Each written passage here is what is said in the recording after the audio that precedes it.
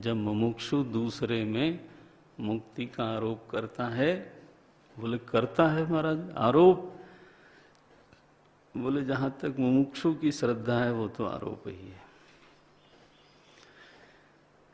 किसी की भी मुक्ति का कोई दूसरा व्यक्ति साक्षात्कार नहीं कर सकता। क्यों? प्रमाण अभावात क्योंकि उसके लिए उसके पास प्रमाण नहीं है। हाँ, सदाचार की बात बोल सकते हो आप, और उसमें चूंकि शास्त्र आदि प्रमाण है तो बोल सकते हो कि ये ठीक और ये गलत।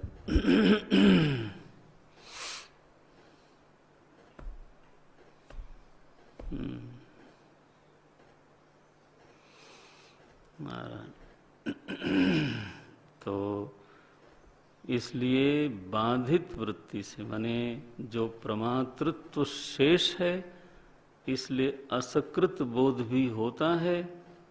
असकृत बोध का अर्थ साफ हो गया कि नहीं? जानबूझ के मैं ये पारिभाषिक शब्द बोल रहा हूं कि ज्ञान होने के बाद भी चूंकि अंतःकरण, चूंकि प्रमातृत्व का आभास निवृत्त नहीं हुआ, इसलिए आगे भी वृत्तियां आती रहती हैं, बनती रहती हैं, प्रमाण व्यापार होता रहता है। इसलिए ब्रह्माकार वृत्ति आखिरी वृत्ति है, ये बात सही नहीं है। और ऐसा जो बाधित प्रमाता है ना, जिसको जीवन मुक्त कहा शास्त्रों ने, जो स्वदृष्टि में मुक्त है और पर दृष्टि में व्यक्ति है, बद्ध नहीं बोल देना कि स्वदृष्टि में मुक्त है और पर दृष्टि में बद्ध है, ऐसा न बोल देना। ऐसा अगर होगा तो मुमुक्षु को लाभ नहीं होगा, बद्ध से थोड़ा ज्ञान मिलेगा उसको। तो व्यक्ति है, मुमुक्षु की दृष्टि में व्यक्ति है और श्रद्धा में वो मुक्त है, लेकिन स्वदृष्टि में वो मुक्त है।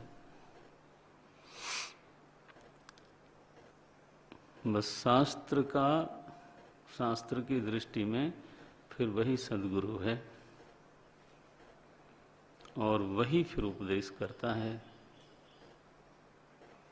उसी को श्रुति ने कहा श्रोत्रियम ब्रह्मनिष्ठम। ब्रह्मनिष्ठम शिष्य कैसे साक्षात करेगा? उसकी ब्रह्मनिष्ठा का वो क्या साक्षात करेगा? वो तो स्वदृष्टि में है। शिष्य को जो मालूम होता है वो इतना मालूम होता है कि हमारे सद्गुरु जो बोलते हैं वो सब का सब शास्त्र सम्मत है। और उस उपदेश में इतना बल और इतनी स्पष्टता दिखती है कि उसकी श्रद्धा बनती है कि जो कह रहे हैं उस बात का उन्होंने अनुभव भी किया है। उनके बोलने में बल है और स्पष्टता है, वो भी बहुत जरूरी है। यह मुमुक्षु की श्रद्धा बनती जाती है।